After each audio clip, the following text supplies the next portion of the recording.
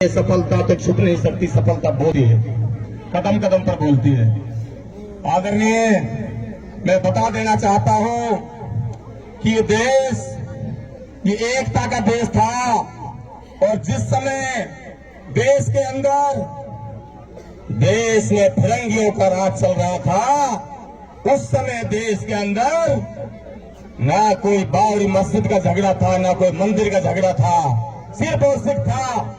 तो ये था हिंदू मुस्लिम सिख ईसाई 36 बिरादरी से बना हुआ देश था।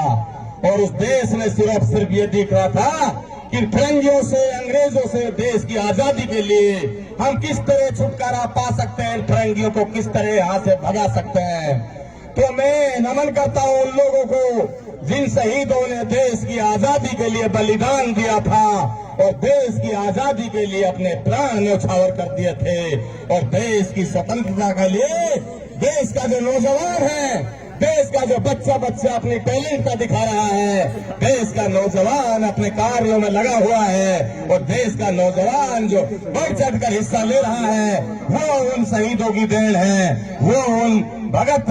सिंह की देन है, चंद्रशेखर वगैरह की देन है, अशफाकुल्लाह वगैरह की देन है, जिन लोगों ने देश की आजादी के लिए हर संभव प्रयास किए थे। मैं कह देना चाहता हूं,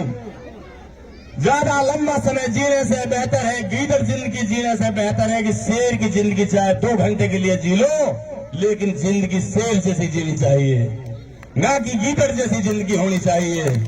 मेरा निवेदन है कि देश की एकता को कायम रखें और देश में एकता रखें और सर्वे समाज में प्यार और सम्मान रखें, प्यार और सम्मान। और गंगा जमुना तहजीब का नाम हिंदुस्तान है, हिंदुस्तान का नाम कायम रहना चाहिए। हिंदुस्तान में जाति का और किसी और चीज का कोई फिराक नहीं रहना चाहिए। तंजीम और तहजीब और बच्चों को तालीम,